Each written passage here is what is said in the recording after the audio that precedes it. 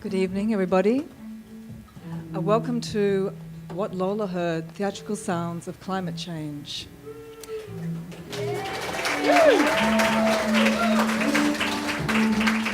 This event is brought to you by the Living Room Theatre and the Sydney Environment Institute from the University of Sydney.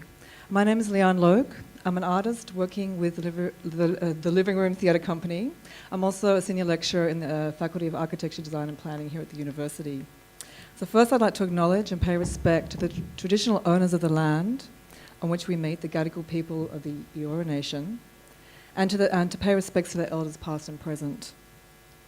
In the spirit of paying respect to the knowledge embedded forever within the Aboriginal custodianship of country, we can view this event tonight as part of a continuous tradition of music and voice that energizes knowledge and culture in unique ways. What Lola Heard, Theatrical Sounds and Climate Change, is a fascinating insight into the creative process in contemporary theatre.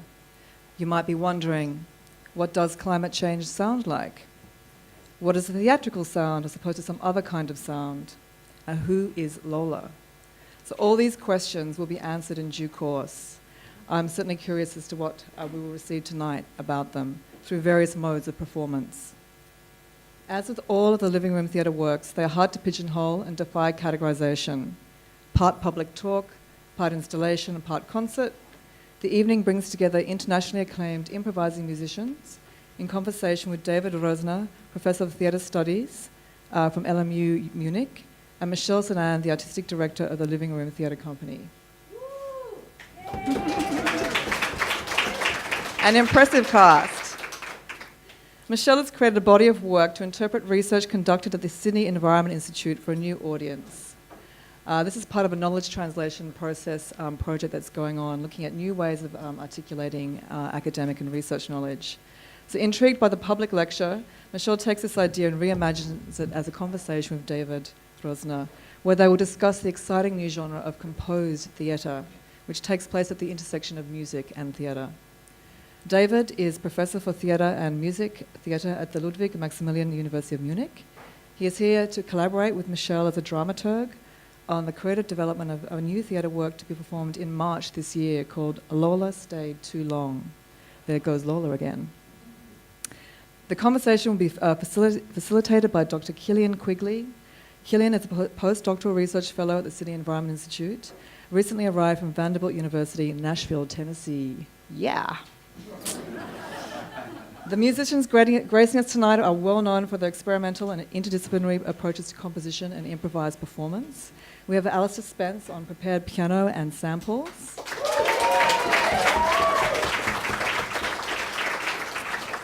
Mary Rapp on cello, double bass and voice.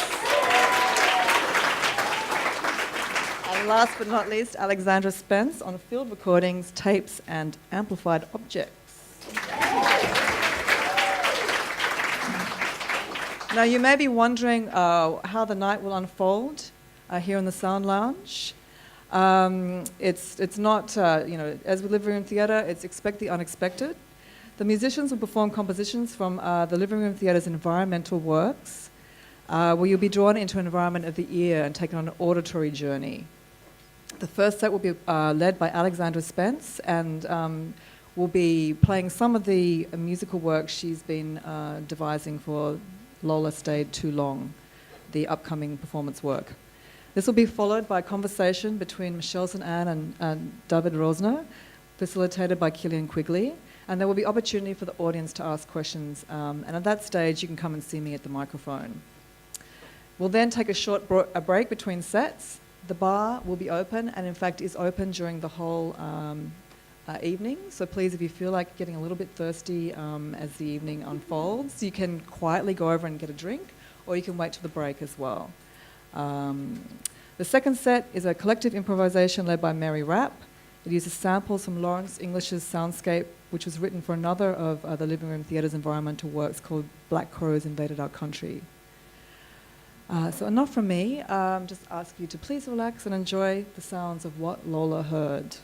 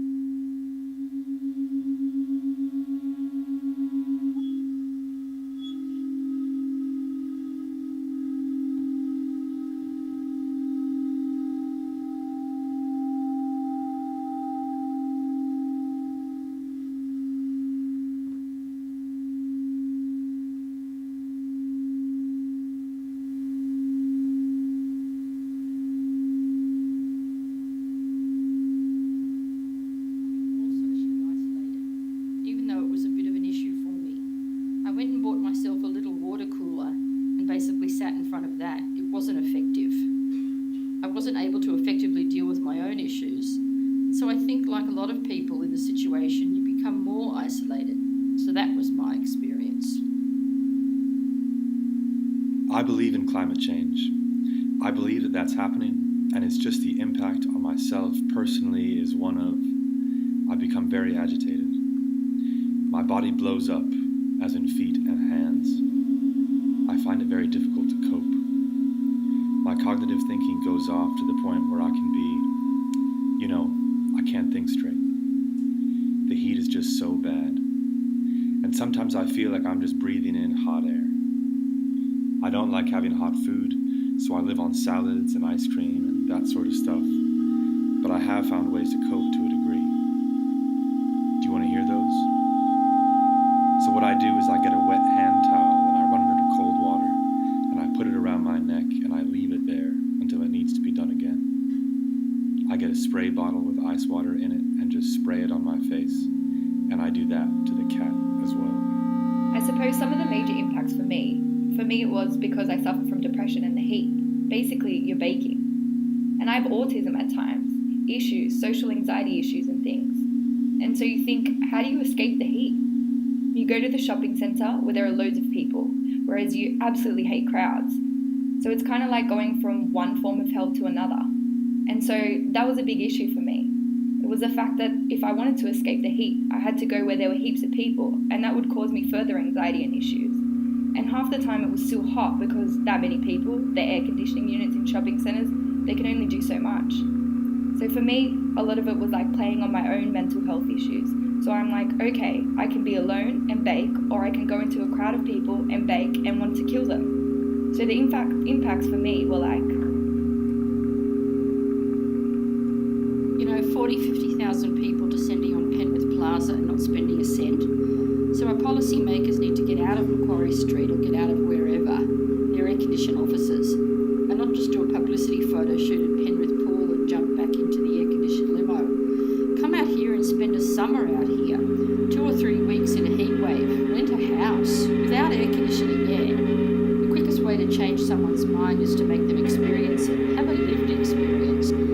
I found Wentworth is, with older residents, elderly residents, they will give them a phone call once or twice a week, because we have had residents that have passed, and when your rent just gets taken out automatically and you don't really know your neighbors. We haven't seen old Joe for a few weeks. What's that funny smell? That's happened.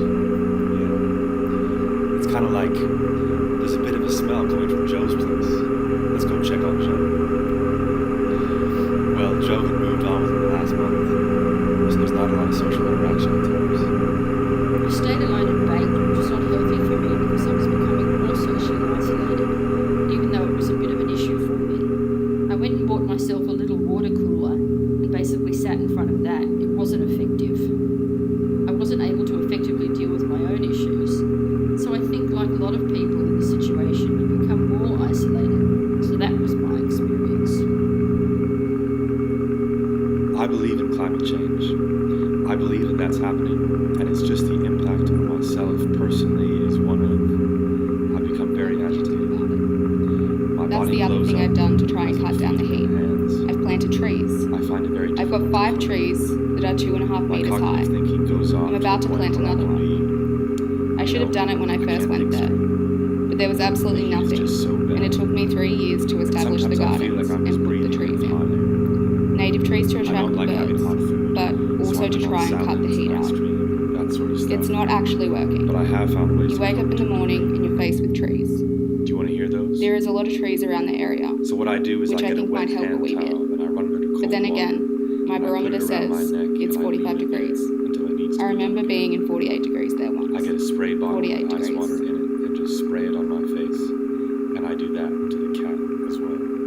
I suppose some of the major I stayed impacts alone for and baked, which for was me not it was healthy for because me I suffer I from was depression and the becoming heat. more socially Basically, isolated, you're baking. even though it was a bit And I have of an issue. autism at times, issues, bought social myself anxiety a issues and things. basically And so you sat think, in front how do you of that. escape It the wasn't heat? effective. You go to the shopping centre where there are loads of people, whereas you absolutely hate crowds. So it's kind of like going from one form of hell to another. And so that was a big issue for me. It was the fact that if I wanted to escape the heat, I had to go where there were heaps of people, and that would cause me further anxiety and issues.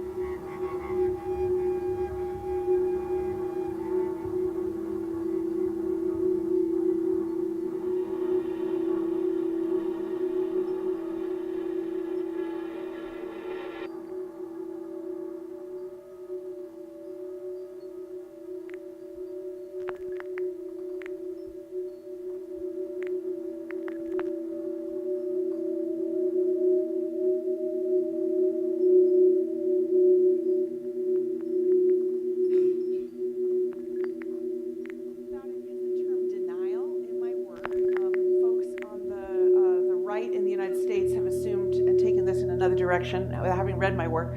I'm not talking about denial as in the climate skeptic movement. I want to use on Stanley Cohen, who's a British sociologist, has different typologies of denial. And so there's literal denial, which is that climate change is not occurring. There's another form of denial that I think is very relevant for what I will talk about, although it's not the main thing, and that is interpretive denial. It's not what you think it is. Yes, that did happen, but da-da-da-da-da. And I think, well, I'll come back to that towards the end. And are you able to, an implicatory denial. And this is the part which is more what we think of as the idea of an elephant in the room. So I talk about and use the term denial in my work. Folks on the right in the United States have assumed and taken this in another direction, having read my work. I'm not talking about denial as in the climate skeptic movement. I want to use on Stanley Cohen, who's a British sociologist, has different typologies of denial.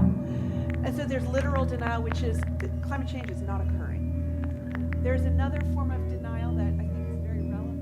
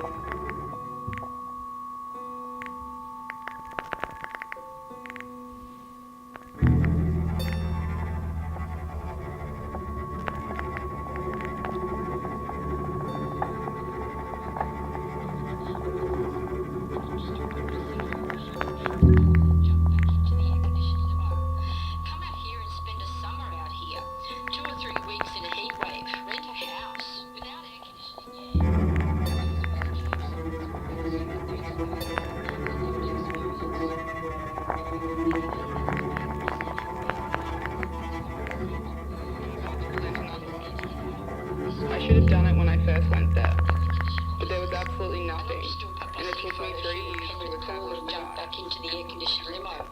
Come out here and spend a summer out here. 2 or 3 weeks in a heat wave. Rent a house without air conditioning, yeah.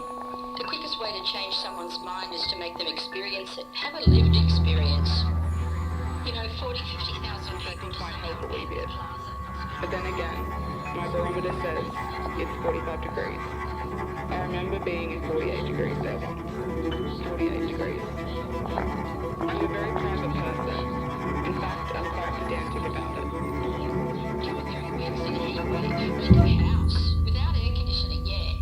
The quickest way to change someone's mind is to make them experience it. Have a lived experience. You know, 40, 50,000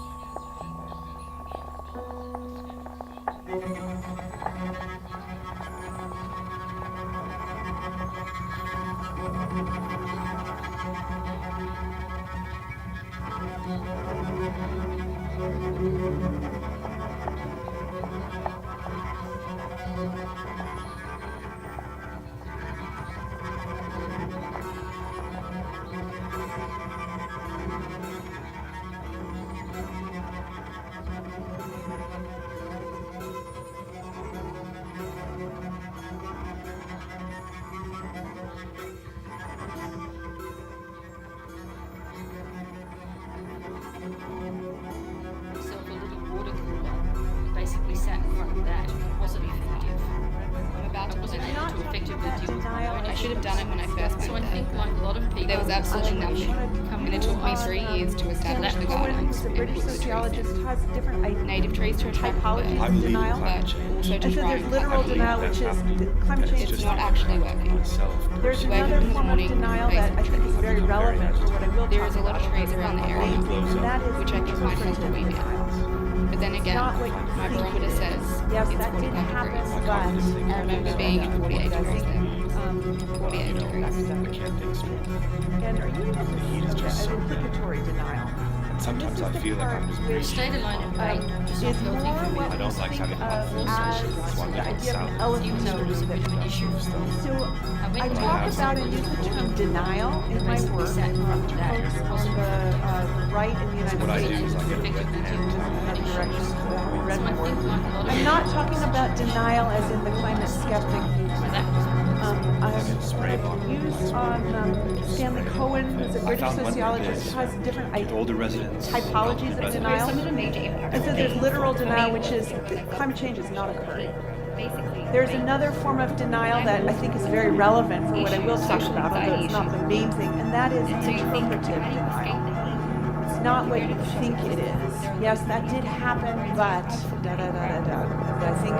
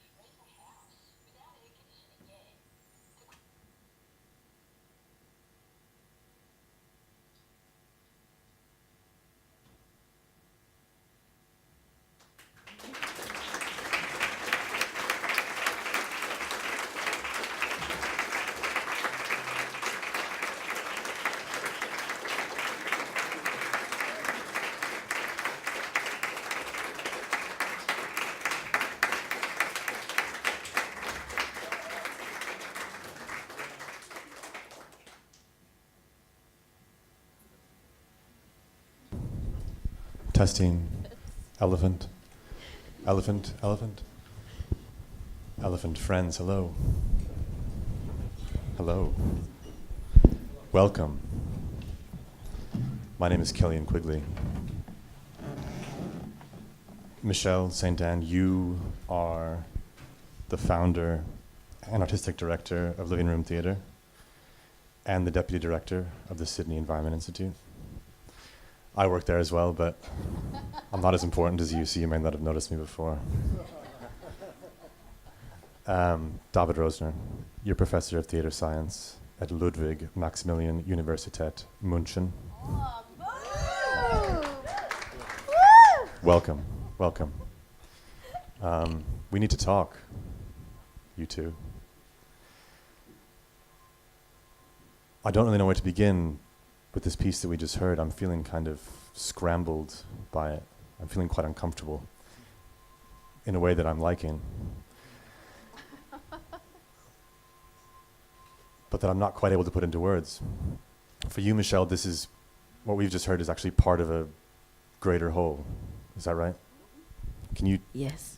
Can you tell us a little bit about that greater whole and what you're working on? Okay, so this what you just heard are samples from the work that Alexandra is composing for a project I'm working on, Lola Stay Too Long, which is about heat waves, the experience of heat waves in the suburbs and its catastrophic effects on the elderly, all the big stuff. And what you've heard here is some of those, the data that's come back from a study in Penrith that my colleagues at the Institute have been doing.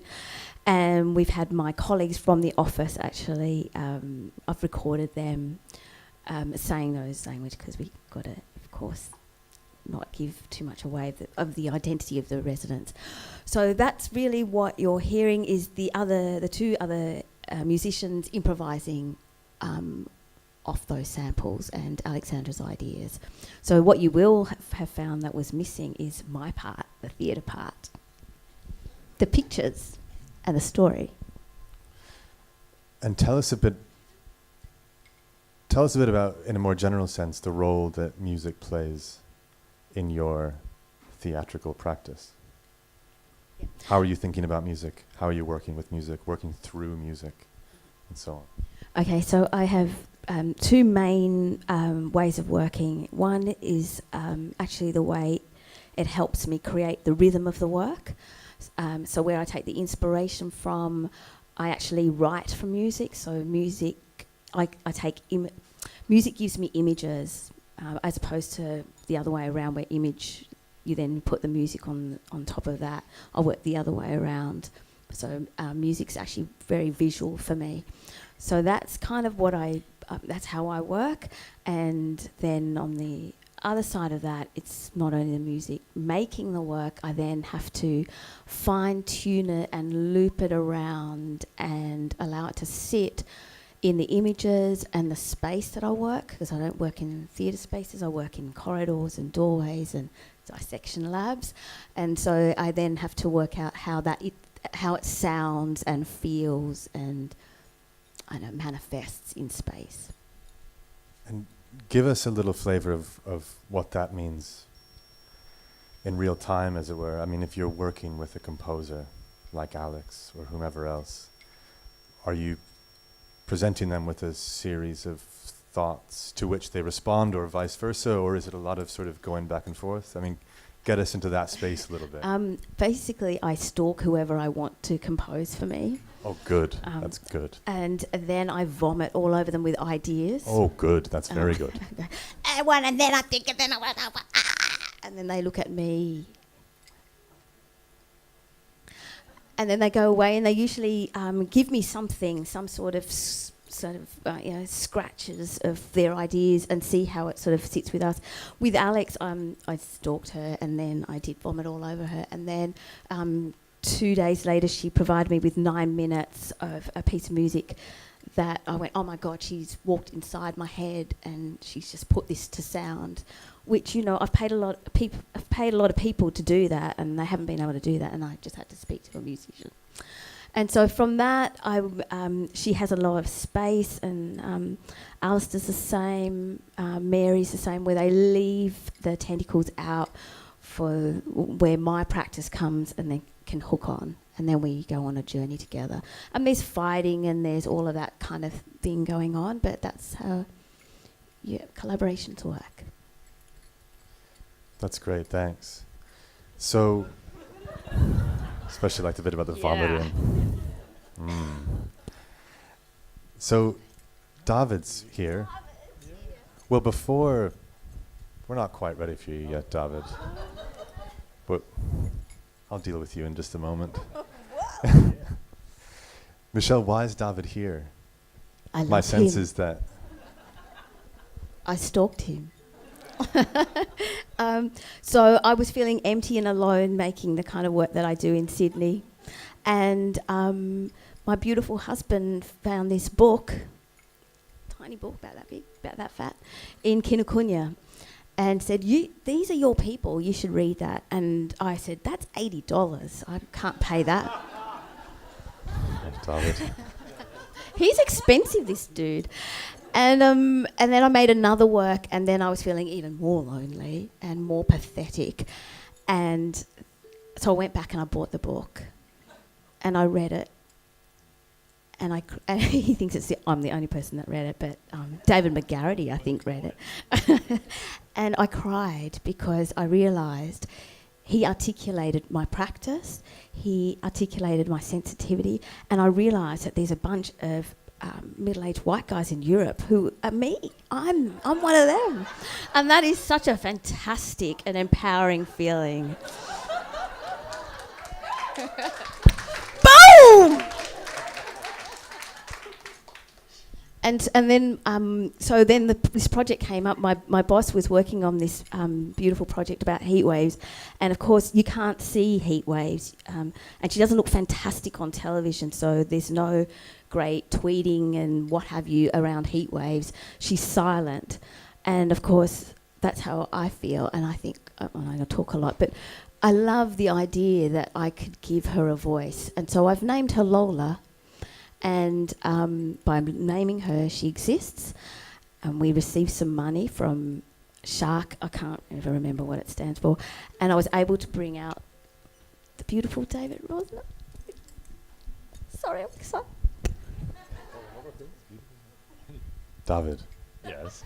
What was the name of that book, by the way? Oh, the book. It's only $79.99. No.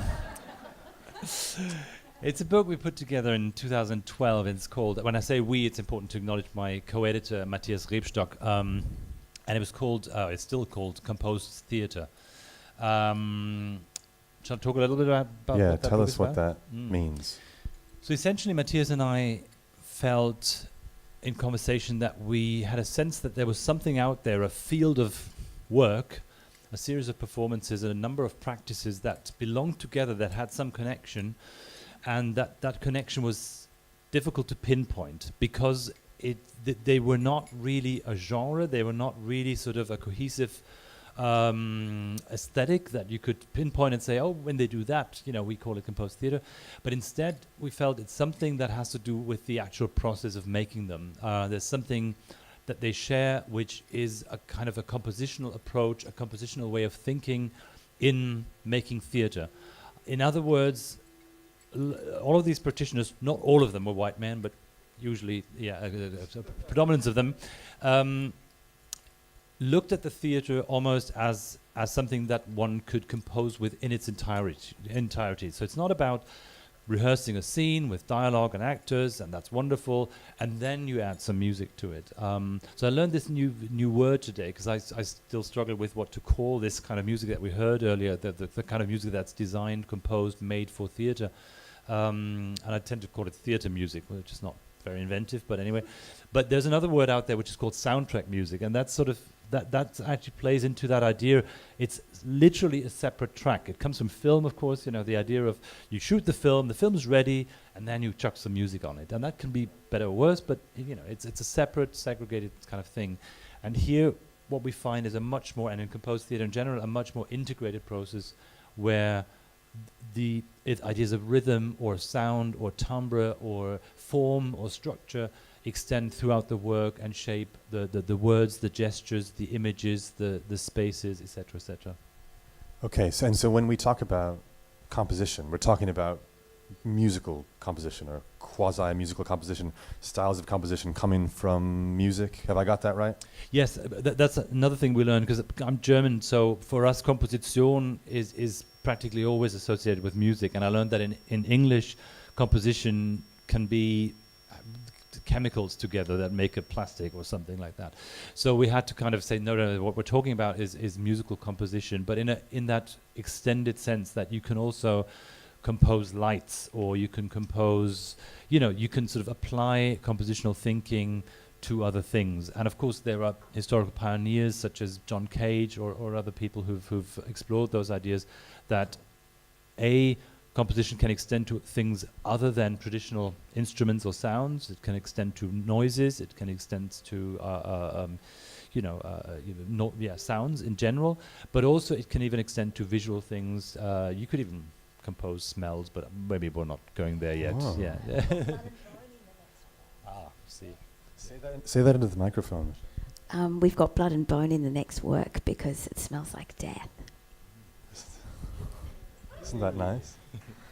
Unfortunately, that's from our personal experience. So. You keep the microphone for a second there, Michelle. Thanks, David. That was really good. So Michelle, give us a sense of, for you, like, you've told us a bit about what about composed theatre resonates so powerfully with your work, or the ways in which your work intersects with it. How is that different for you from what we might think of as conventional or traditional theatre? How is this represent a departure from, if it's fair to say this, the sort of standard way of making theatre?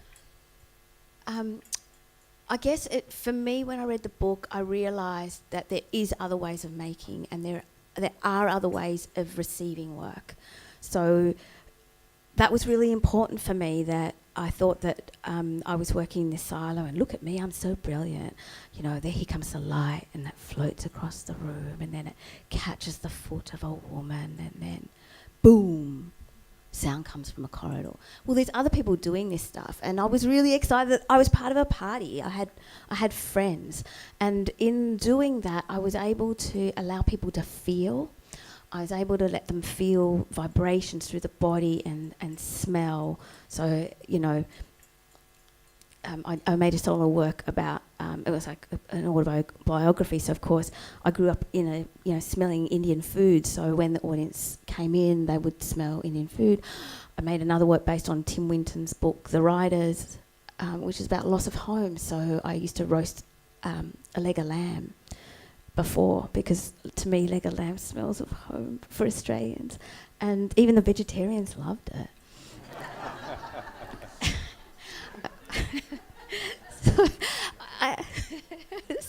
So I guess it allows me a holistic way of making work, so people experience theatre in a holistic way. Thanks very much. Back to David for a sec. Obviously, this is Michelle's work that's engaging us with climate change. Maybe I'll say for me, like activating my senses, my rational brain, my body, to think about climate change in ways that maybe other sorts of things like academic papers or television reports or what have you don't.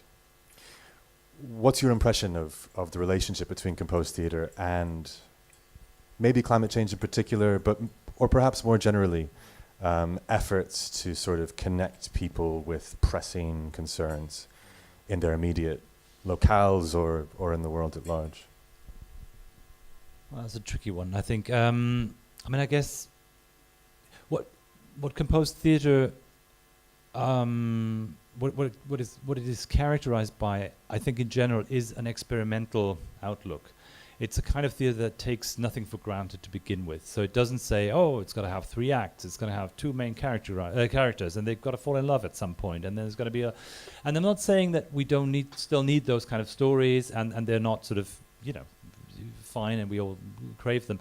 But this is something that composed theatre departs from and renegotiates the way in which the things we see connect with each other. Maybe we have to do quite a bit of work of that connecting. Maybe they're just put next to each other and we'll connect the dots. So I think it activates a different kind of spectatorship, a different kind of engagement. And it also allows for big...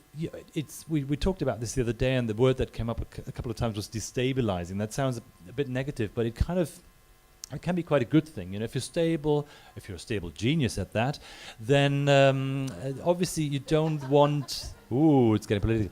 Then you don't want new things to come into your mind, obviously, seriously. But if you're sort of slightly, reeling from jet lag or whatever, then you make different kinds of experiences, and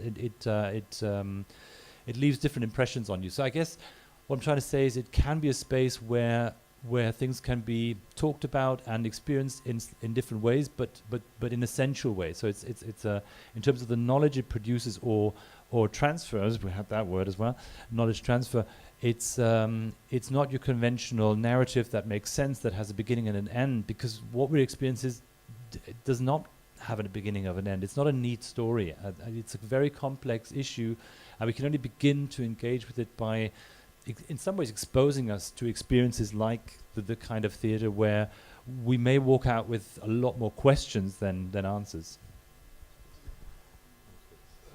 Yeah, that's good, right?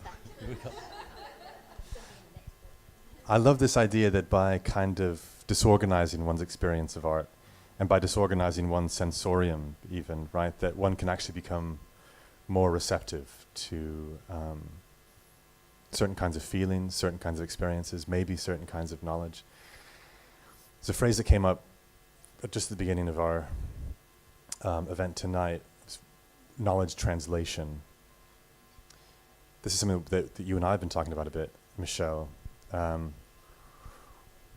What do you make of knowledge translation? I mean, is this something that you feel like you're doing when you're making theatre, or does this feel like a sort of, I don't know, maybe a crude way of describing what it is that we're doing here?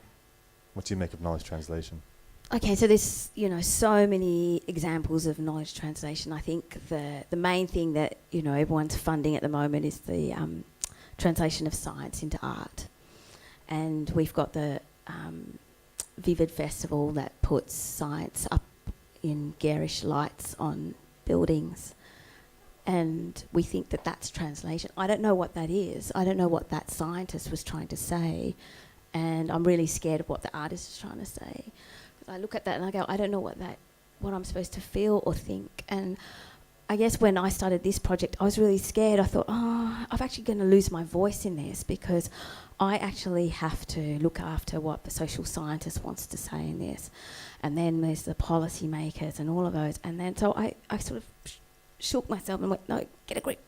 And I read a beautiful article actually given to one of my colleagues about knowledge translation in a Canadian company. And that was when I found it was okay for me to take what was given to me from research and let it live inside me and find my own voice. Well, what do I want to say about this? And that, to me, I found that liberating moment, and I'm terrified because now I've got to make a piece of art, but I'm not terrified that I'm going to lose my voice or that it's not going to be a vehicle for me to communicate. So I hope that the policymakers come and see the work and get a different insight to the data. And I hope that the academics see a new vibration in their research. Okay, excellent. Can I add one comment? Yeah, please.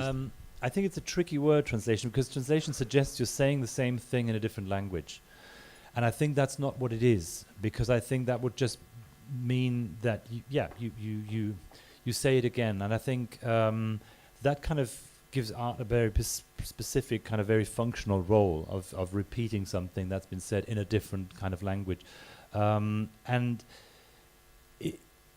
I think if it works well, it's not an illustration of the science. It's not just a reiteration with jazz hands and some fancy lights, but it's something that challenges the science as well, challenges the way in which science is expressed. I'm not saying challenges the actual data or something like that, but ask questions. Is that the only way we can express or work through that kind of knowledge? And what is knowledge? In what forms does knowledge exist, etc., etc.? So it's much more profound relationship. And then again, as a theatre scholar, I obviously do the opposite thing as well, where I then look at the artwork and try to not translate it, but again respond to it in some way by trying, to extrapolate, to raise to the questions that it gives me in one way or another.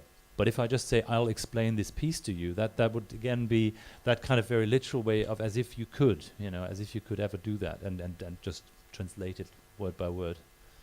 Yeah. Great stuff. Okay, so I think I've got a couple more minutes before we're going to open things up for questions. So I just want to hear a bit about how things have been going these past several days. You've been on the rehearsal floor together. Yeah, let's start with you, David. So what's it been like? You've come over. When did you come over? A week ago? Thursday night, after a quick trip from Munich. Gosh. That's right. Yeah. It's been really fascinating. It's because I haven't been in rehearsal rooms for a little while, and I always find that a very special place, in particular when you don't have a very clear function. I mean, if you're the director or the performer or the composer, you kind of know why you're there and what you're doing. And I was still finding that. I'm still finding that, I guess. But it's fascinating to watch. Very anecdotally, I'll say what I find interesting, because Michel is a quick thinker and an expressive person, and the rehearsal, in contrast, is such a sort of calm pace and such a sort of quiet atmosphere in many ways, and really takes its time to explore. And I'm a quick, as you can tell, quick sort of talker and impatient and so forth. And I found that quite, with jet lag added, it was quite an experience to kind of, sit there, see someone rap sort of something around the head for about 15 minutes or so, and then do it again, and then do it again. But on a more serious note, I found it really interesting to see how every element, text, sound snippets, music, space, light, action, they all are rehearsed at the same time, which is very unusual in terms of, usually in theatre you've got a clear chronology. You first work with the text, with the actors, and at some point they get costumes, and at some point you add, the light, etc., etc. And really that kind of very integral thinking of that all has to do with each other, and it all has to bounce off each other. That's very, very exciting to watch. The difficult part, and then I'll stop, was to keep trying to sort of to imagine what this piece that you're rehearsing in a studio space will actually look like in the physical spaces that I didn't know. And we traveled through them yesterday or the day before yesterday. And then it kind of, there was a lot of, oh, this is where that's happening, and that's where the light is coming from. Oh, that makes a lot of sense now. So, yeah, that was fascinating. Thank you. So, Michelle, some of us who know you are still trying to wrap our heads around this idea that you're kind of slow and really, I don't know, relaxed and taking it easy. But It's I the guess Killian way. we'll take, I don't know. We'll take David's word for it. What's it been like having David here in Sydney, working with you? It's really scary. Yeah, I was really intimidated that I actually opened the day with, we're all sitting around the table and we have to do the, who are you? This is what I do. And then I just sort of just come out with it. I said, I am terrified because this guy is just sitting opposite me and he's going to be watching me, and I don't really have that. And often, I'd go on a riff on the rehearsal floor in my fast moments, and then I'd forget that David was actually in the room, and then go, oh, I've got someone to ask an opinion about, which was, once I got used to that idea of having someone to actually tease ideas out from a point of view of not knowing anything about the project, which I think is really exciting place to be, I sort of relaxed into it, and now I feel like he's like my left hand or right hand. It's really quite a fantastic experience. But it was terrifying at first. We all want to be fabulous, don't we? And then, ba-bum. Oh, well, thanks. How about questions from the audience? I'll admit that I'm sort of blinded by this light, but if anyone would like to ask something, I think Lian's got a mic. Oh, there's movement. Oh, great. Is it question asking movement, I wonder? 1, 2, 3, 4, Lian's got the mic. 5, 6. Who'd like to inquire? Don't be intimidated No. by the microphone.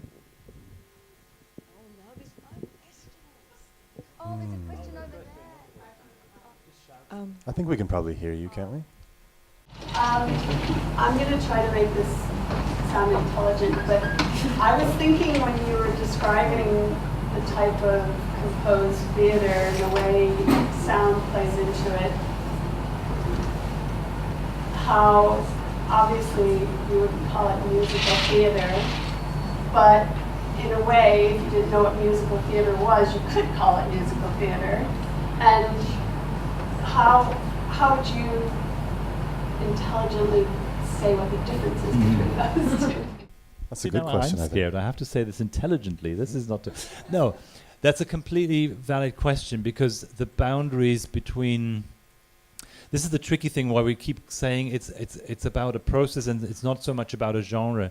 The type of work we looked at in its outcome, in what it is at the end, could be quite a number of things. You could have composed theatre where there's not a single note of music, and you could have composed theatre that is barely distinguishable from musical theatre or opera or music theatre or something like that.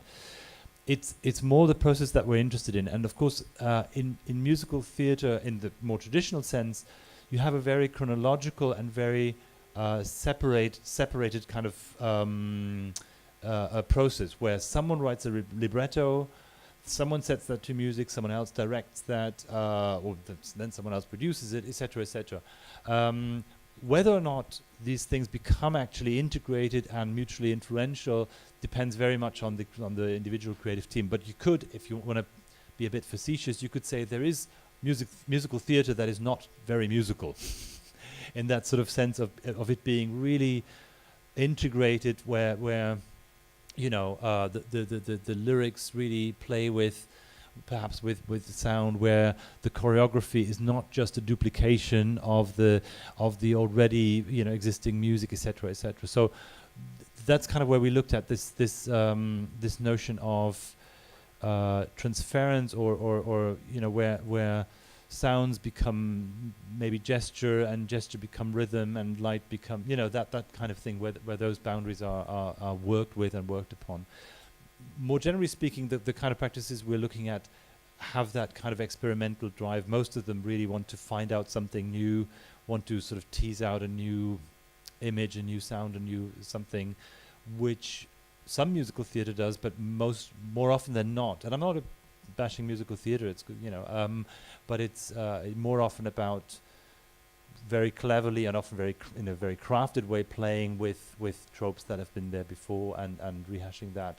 And I'm not judging it. I'm just saying it plays to a different kind of, or it has a different aim. Let's put it that way. Hope that makes sense. Made sense. Other questions?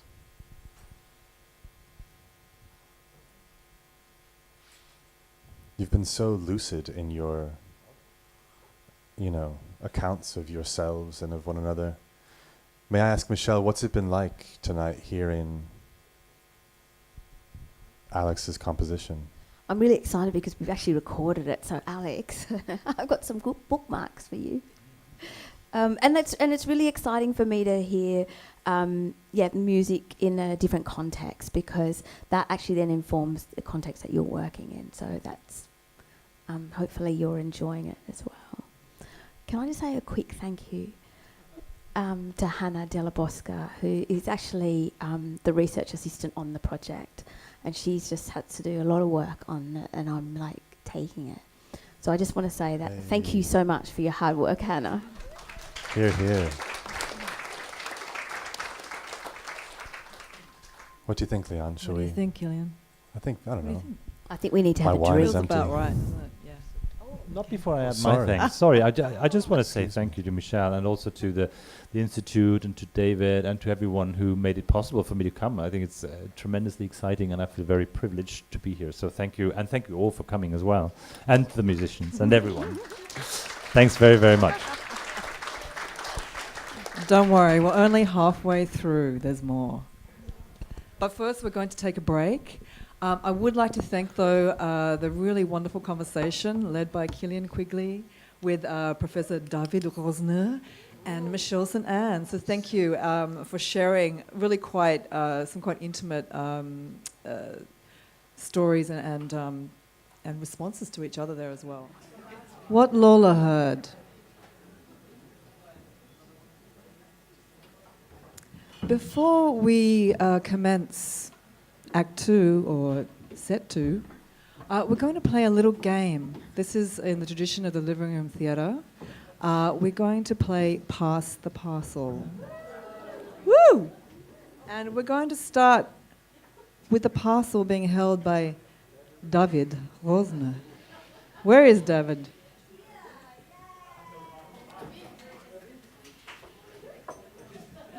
So everyone knows how to play Pass the Parcel, right? So you know when the music starts, you have to pass the parcel. It's very simple. And when the music stops, whoever is lucky enough to be holding the parcel unwraps one layer. Shall we begin? Yeah, when the music starts.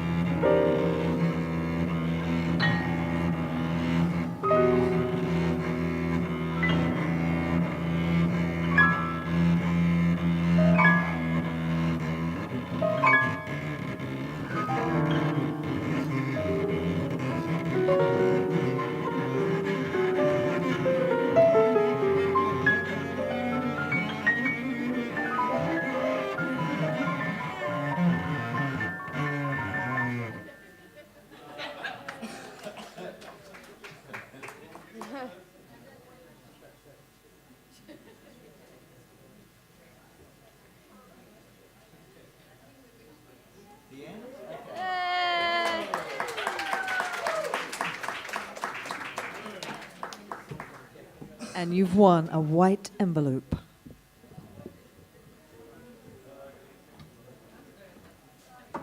Congratulations. What's your name? Maria. Maria is the winner of the white envelope. Yay! Well done.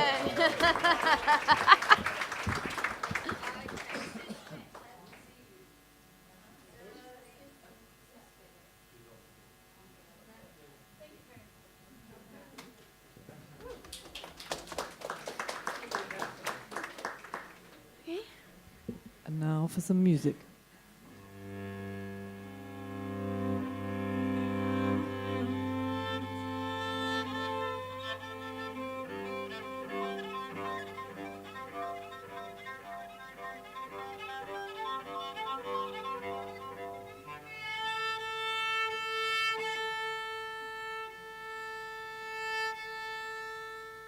We are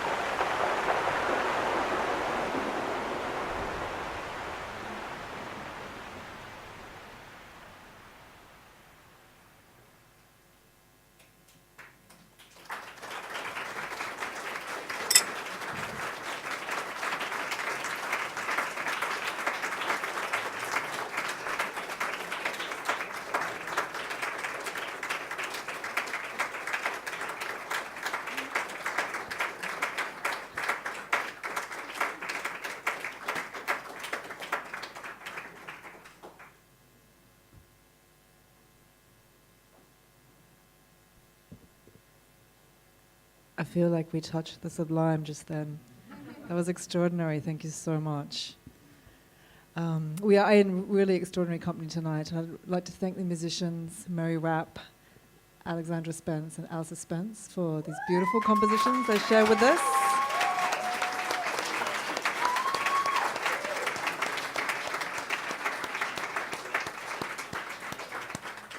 And on the other side of the room, to Michelle Sinan, David Roesner, and Killian Quigley.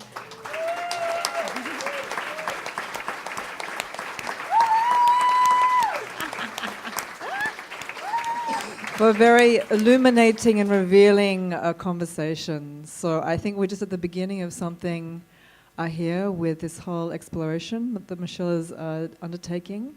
And if you're interested, I certainly want to see more, hear more, feel more. And I think the next work that's coming up is... Lola Stay Too Long, which is not far off in March. So if you're liking what you're hearing and feeling, please do come along to more.